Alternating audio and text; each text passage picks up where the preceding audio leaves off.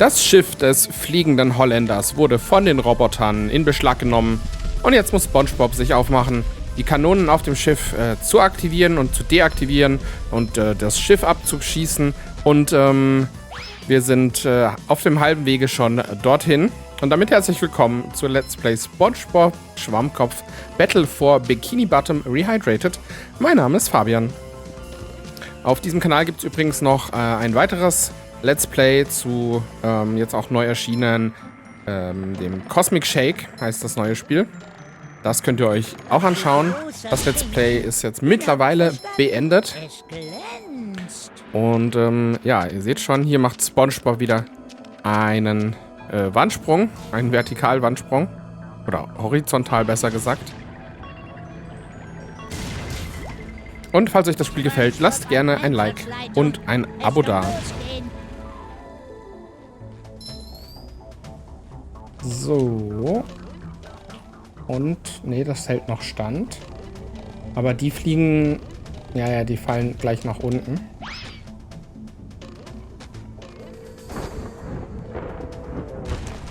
Boom. Was haben wir hier drüben noch?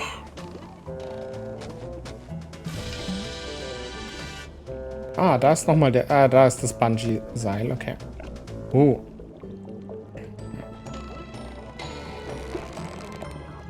Und da ist der Pfannenwender.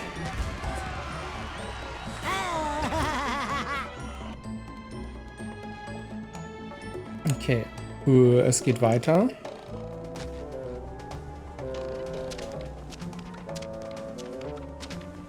Ah, hier. Wann springt man einfach nur hin und her, bis man. Bis die Segel hin und her geglitten sind? Nein. So.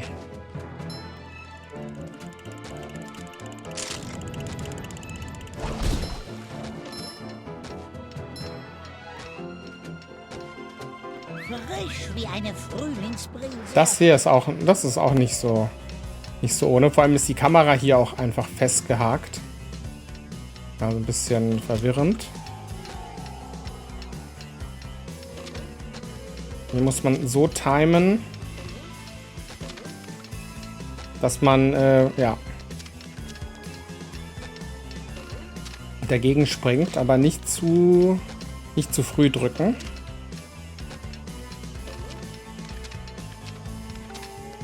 Weil SpongeBob gleitet ja auch ein bisschen nach unten. Ja, es ist... Oder fängt man rechts an? Das kann natürlich auch sein, dass man hier anfängt. Ja, das macht mehr Sinn. Und, was war das bitte schon wieder?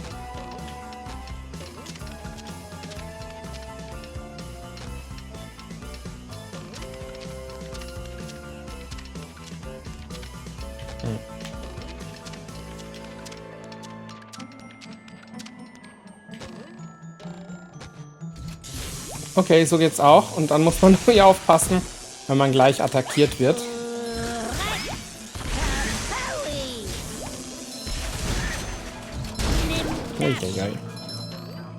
Okay, wir haben es geschafft.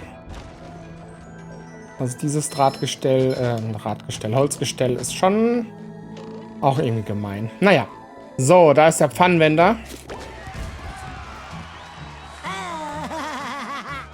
Und der zweite Abschnitt ist auch geschafft. Und wir können hier seht ihr unten, drücke die Taste, um zum Schiff des Holländers zu reisen. Das ist dann auch schon der letzte Abschnitt. Und was macht dieser Schalter? Ah, damit kommen wir zurück.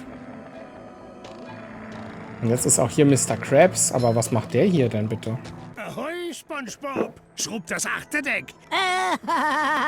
Ach, den Scherz habe ich schon mit Thaddeus gemacht, Mr. Krabs. Tja, der ist ja auch gut, hm? Aber klar! Dann ist deine Aufgabe jetzt folgende. Zerstöre alle Stromgeneratoren auf dem Roboterschiff. Sobald der Strom abgeschaltet ist, kannst du die Kanonen des Holländers abfeuern, um das Roboterschiff zu zerstören. Kanonen klar, Mr. Krabs. Na dann. Noch Fragen? Nö.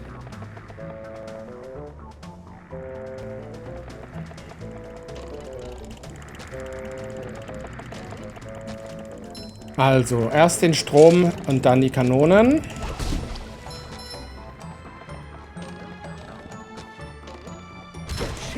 Hoffnung ist klasse. Weil wir auch noch ein paar Hosen einsammeln. Können wir die... Ja, hier können wir jetzt keine Fässer kaputt machen. Bei Mr. Krabs in der krossen Krabbe ging das. Wir können aber auch schon so mal eine Kanone abfeuern.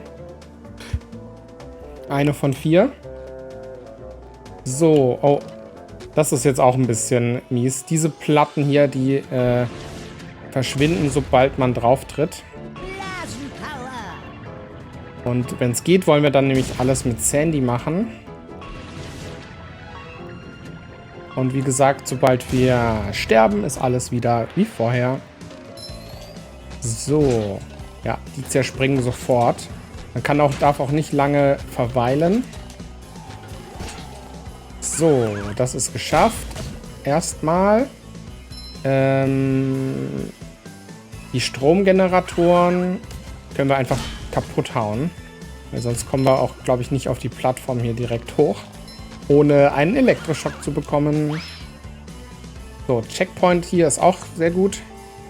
Und dann soll Sandy mal übernehmen.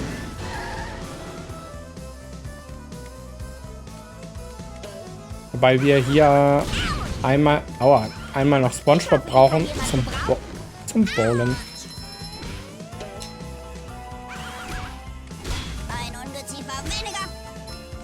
So, jetzt müssten eigentlich alle Generatoren zerstört sein. Und wir brauchen nochmal SpongeBob zuerst. Er muss bowlen und er soll den anderen Roboter da drüben noch kaputt machen. Der sich da versteckt. Ey, ihn hier. Der spawnt ja nämlich immer neue. Autsch.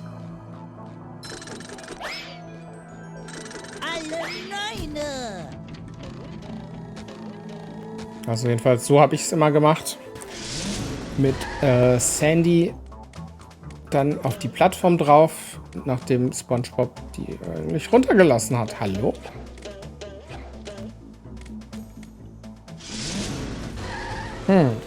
Naja.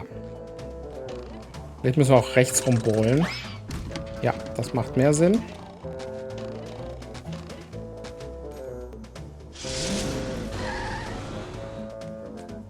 Oh, und diese Kamera. Warum die immer komisch anfängt, sich zu drehen. So, und sobald wir hier drauf sind, aus irgendeinem Grund. Ja.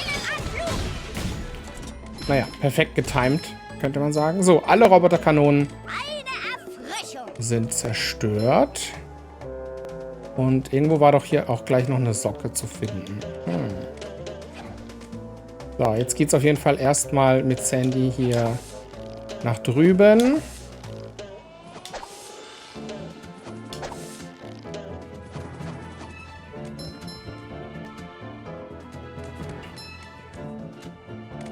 Das ist was für SpongeBob hier. Da müssen wir mit SpongeBob hin.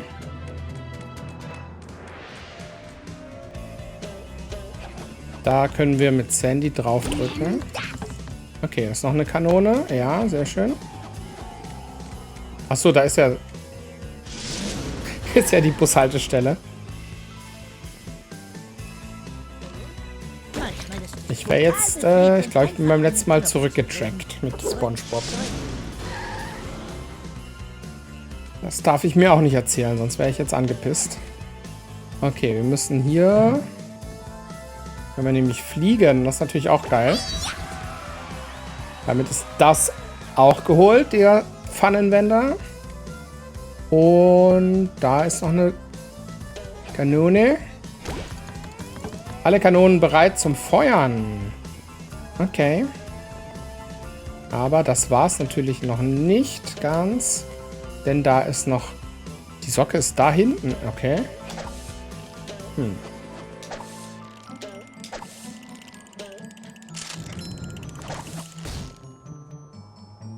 Okay, okay. Aber wir müssen wahrscheinlich trotzdem dann nochmal... Muss ich wirklich Patricks Socken mitnehmen? Müssen wir dann nochmal hin? Irgendwie? Ich überleg gerade, können wir da irgendwie abkürzen? Oder müssen wir nochmal zurück? Jetzt nochmal zurücktracken. Gehen wir auf Nummer sicher.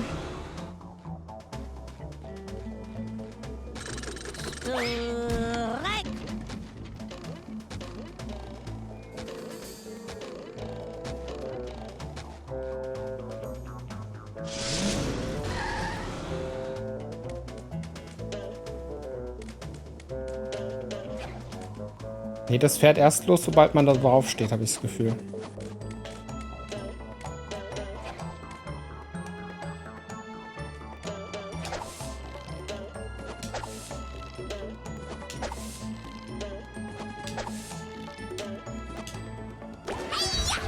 Oh. Hä? Perfekt zum Funbänder gesprungen. 80 Stück haben wir. Fehlen noch 10. Nur noch 10 Stück, Leute. Dann haben wir 90. Ja, wir brauchen ja 100. Okay. So, jetzt wird abgefeuert. Aber das ist doch genau wie bei Rayman 2. Da haben die Roboter nämlich auch ihr eigenes Piratenschiff. Geschafft! Wir haben ihr Schiff zurück und die Roboter besiegt. Das hast du geschafft, aber wenn ich ihn jetzt so betrachte, halte ich diesen goldenen Pfannenwender lieber. Er funkelt und glänzt so schön. Erinnert mich an meinen ersten vergrabenen Schatz. Aber unsere Abmachung... Triff niemals eine Abmachung mit einem Geist. Abmachungen bedeuten mir gar nichts. Abgesehen von der Abmachung bezüglich des Butterfasses, damals im Jahre 1873. Was für ein Gewinn, das sage ich dir. Es geht doch nichts über cremige, handgerührte Butter. Also jetzt mach aber mal halblang, Butterjunge. Wir erledigen die ganze Arbeit, während du rumhängst wie ein Faultier. Faultier? Das ist eine Kampfansage. Wenn du das goldene Ding unbedingt haben willst, komm und hol es dir. Wie du willst. Eine Kampfansage. Jetzt haben wir noch den Endboss hier vor uns.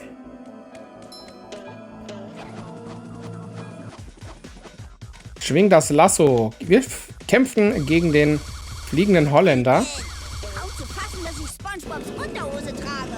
Eine Erfrischung. Aber der hat nur 3 Hitpunkte. Da haben wir schon wesentlich schlimmere Sachen bekämpft. Bedränge weiterhin den Geist. Oh. Oh. Da streichelt er sich den Geisterschwanz.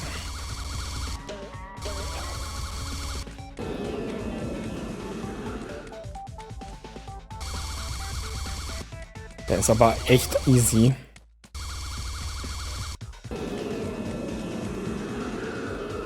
Naja.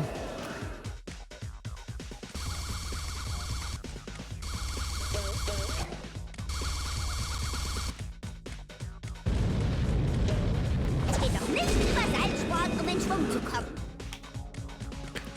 So, einen Hitpunkt hat er noch.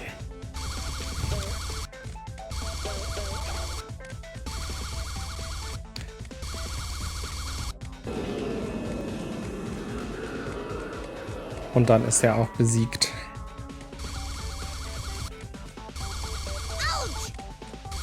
Okay, also ein bisschen springen muss man, aber an sich kann man dem ja im Schlaf ausweichen.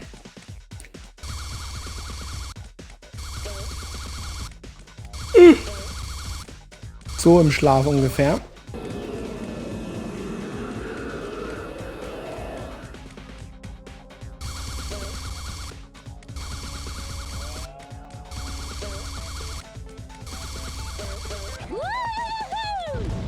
So, und das letzte Mal. Hast du genug, dreckiger Geist? Dreckig? Ich hab die Jacke extra reinigen lassen. 2-mal. Hört alle auf zu kämpfen. Ich glaube, ich habe da eine Idee.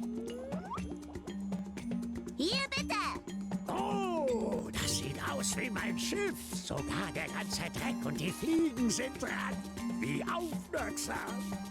Also gut, ihr möchte gern Matrosen. Hier ist der goldene Pfannenwender. Tada! So, dann schauen wir mal in die Bilanz. Friedhof des fliegenden Holländers haben wir fast komplett, aber es fehlt noch eine Socke. Oh, wo ist die? Aber es sind auch wenig Socken in dem Level. Im Vergleich zum Seetangwald, da waren 7 Stück. Und hier sind es nur 3. Okay. Wo ist die fehlende Socke? Okay, also im zweiten Abschnitt ist einer. Mal schauen, wie wir da am besten hinkommen. Müssen wir mit Sandy auf jeden Fall hin. Und da können wir ja erstmal hier schön die Abkürzung, denke ich mal, nehmen. Aber wir brauchen die Bushaltestelle. Wir brauchen dafür Sandy. Da sind wir hier falsch. Okay, müssen wir nochmal mit SpongeBob lang. Ist aber ja jetzt auch kein Problem für uns. Die Socke ist nämlich weiter hinten. Und da gehen wir dann mit Sandy hin.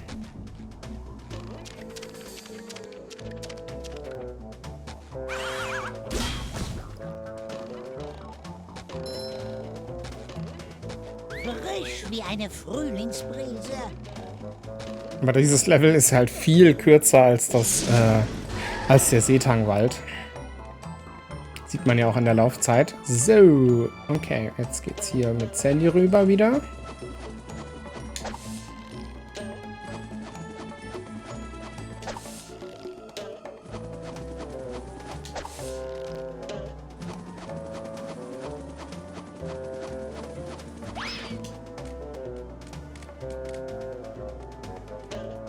Und entweder ist es hier direkt. Irgendwo bei einem kaputten Schiff. Ach, oder hier unten drin. Ja, da ist sie nämlich. Patrick wird sich wohl darüber freuen. Tada! Und damit haben wir alles geschafft. Dann können wir direkt zum Eingang zurück.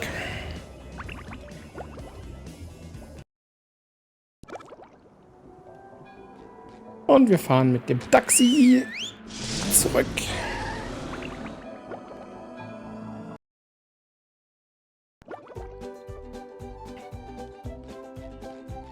So, jetzt gehen wir mal noch zu Patrick. Bringen ihm ein paar Socken. Roll, roll, roll den Schwamm. Und wo ich schon noch ein kleines Problem sehe für später, ist, dass wir noch nicht genug glänzende Objekte haben. Jetzt sind sie Hier ist dein Golden. Damit kann Weil wir müssen noch einige ausgeben, um bei Mr. Krabs dann die restlichen Pfannwender noch zu kaufen. damit kann So, den haben wir auch.